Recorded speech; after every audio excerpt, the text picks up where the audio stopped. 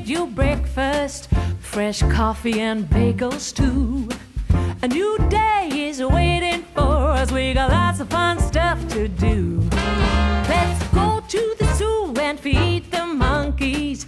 I can lend them your baseball cap. Let's make the day a very lot of fun. Growing up is just a trap. So starting off with my clean and dry hair. I believe this hair is sort of day 3. To be honest, you can do this on any stage of hair. You can do it on freshly washed, that will give you a nice bouncy set, but also you can recurl your hair if you have already curled it, or if you need to bring a little bit of life to it, if you want to extend maybe your hair another day or two before giving it a wash. I find curling it can really help. My hair, as you can see, is in a bob. I am still growing it out from having pixie cut it last year. I really like the sort of short flapper 1920s 1930s vibe it has, and my sort of piecier fringe I am absolutely loving. There are several things that you will need for this tutorial, and the number one thing is, of course, foam rollers. Well, rollers. There are a couple of different kinds, which I will get into very shortly. You will need a setting spray. This is a mixture of Lotta Body setting lotion and water put into a spray bottle. Foam rollers. This foam roller I am holding, the smaller one is by Lucille's Locks and the larger one is I got off Amazon. And these Bendy rollers, I have really been enjoying using these recently actually. I like the kind of curl that they have been giving, and I use a mixture of all of these on my hair. You're going to start off by taking a hair section and dampening it with the setting spray. Take the hair, wrap the ends around the roller, tucking them in as you roll towards the scalp, getting to a place that's comfortable and snapping the plastic guard closed. Hopefully you'll be able to see this process better as I go through and continue to roll. You can see I'm wrapping those ends around, so I start maybe like a ½ inch from the ends, get those ends wrapped around and make sure they are nicely tucked in flat and neat so you don't end up with any fish hooks. I hold my rollers quite high so that I get the kind of positioning and shape that I want. Hair rolling is a whole complex thing if you get really into the specifics of it.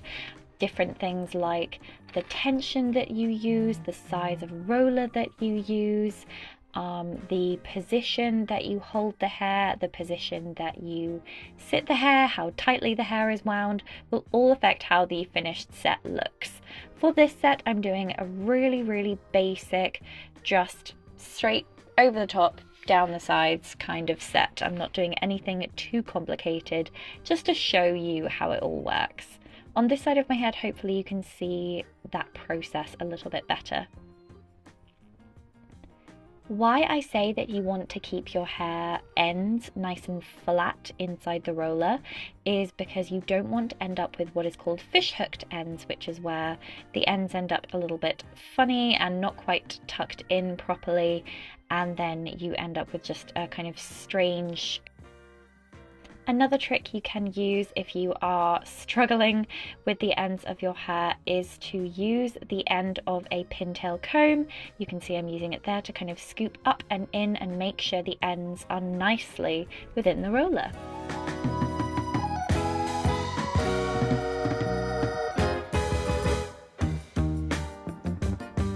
Now moving on to the back section, I take slightly larger sections along the back than I do on the front, and you can see I'm using the Bendy roller, which is the same principle. The main difference I would say with the Bendy rollers is that you really want to make sure that you are not rolling these too tight.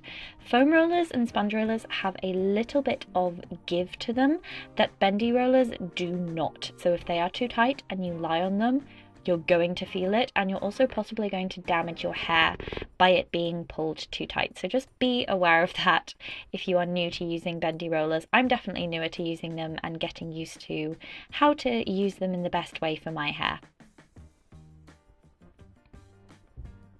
you can see that I am just taking larger sections and using a mixture of those bendy rollers to get them nice and curled up.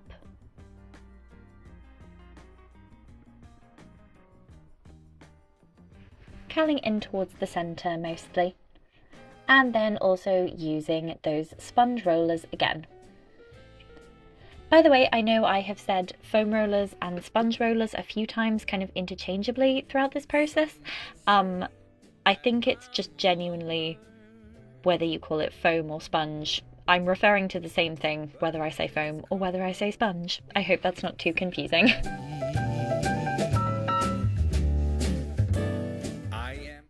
You basically just want to continue rolling until everything is nice and curled. Or at least I used to be. I find rolling so much easier than pin curls because I just think it is far less fiddly and just for me gives me a more reliable curl set. You can see all of my hair is nicely tucked up in those rollers now. And the match that drew a spark was a single stolen kiss. And if that ain't love, I don't know what is. And to protect it whilst you sleep, you can wrap it up in a hairnet. This one again is from Lucille's Locks. Her shop is amazing. So you take it, pull the ends and pull the triangle through nice and tight so it's nice and secure, and then you can just create a little bow, incorporating that end in as well so that nothing flaps in your face whilst you sleep. I do really hope that this tutorial was at all helpful, and let me know if you would like a separate brush out video in the future because that is something I would definitely love to get back into doing. My heartstrings are pulling like the turning of the tide, and the match that drew the spark was a single stolen kiss. And now it's time to sleep. Good night, my vintage darlings. That ain't love.